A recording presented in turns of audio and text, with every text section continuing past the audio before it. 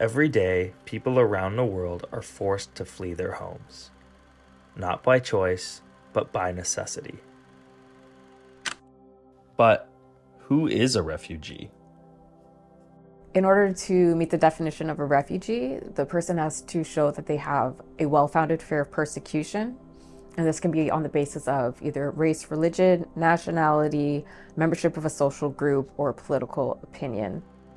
The global refugee crisis is one of the biggest challenges of our time, affecting millions of people around the world.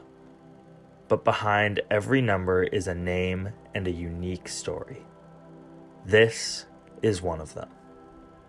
Afghanistan was our home, and yet we could never be fully at home there.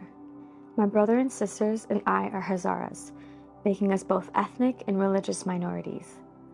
It was a challenge to be a woman in this place. I had to cover my head and face and always be accompanied by a male relative if I ever wanted to leave my home. While that's inconvenient, it's not the worst of it. There came a time when we began to see our friends and family disappear. We began to fear for our lives too.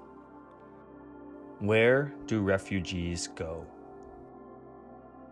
It depends on the refugee population. A lot of the time, they're fleeing just over the border of their country of origin and they're just going to a neighboring country. So, for example, we see a lot of Afghans in Pakistan, a lot of Eritreans in Ethiopia or Sudan. We're seeing a lot from Sudan in Egypt. And so generally, it'll be just across the border. Sometimes they'll keep going to a different country depending on the circumstances. Finally, we discovered that we could pay someone to smuggle us across the border with Pakistan. We were terrified at the thought of leaving our home, but even more scary was the thought of what might happen to us if the Taliban caught us. We escaped our house with nothing, and that was the hardest thing, to see our family in danger. But we prayed and God answered. We are the only family that survived that night. We were so relieved when we found ourselves safely in this new country, and yet the fears did not end. We were staying in a small house with 20 to 25 people. We just stayed awake praying all night. It was impossible to relax since we didn't know the people sleeping right beside us, and everyone seemed like an enemy to us. The next day, the people who were going to help us picked us up and took us to a small church where we stayed for 18 days. Again, it was difficult to feel safe. We were told not to go outside and that if we did, they would take us back to Afghanistan. Then they moved us to an even worse location. We stayed there for 3 months. My sister-in-law even delivered her son while we were staying here. We had no medical support, but we praised God that there was no complications. That's when we received the news that our friends in Alberta had raised enough funds to be able to welcome us to Canada. We were ecstatic.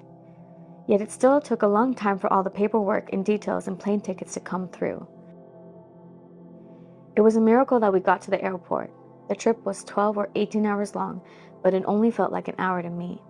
I felt so happy and excited. I wasn't tired. Finally, we landed in Alberta. We were welcomed by the church. It felt like coming home. What can sponsors do to help? So from the start, we want them to be involved. They'll often go to the airport. They'll send us pictures sometimes of them at the airport with the signs and taking pictures with the newcomers. And it's nice to see also the pictures of the newcomers with their family members in Canada. Sometimes they haven't seen each other in years. And so it's so nice to see. After that, usually within the first few weeks, they'll be doing basic things like opening a bank account is important, applying for important documentation like the provincial health card. For refugees, the journey to safety is long, filled with uncertainty, waiting, and hope.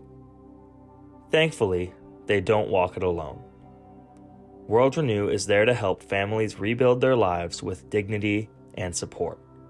If you're interested in sponsoring a refugee, visit worldrenew.ca/refugees.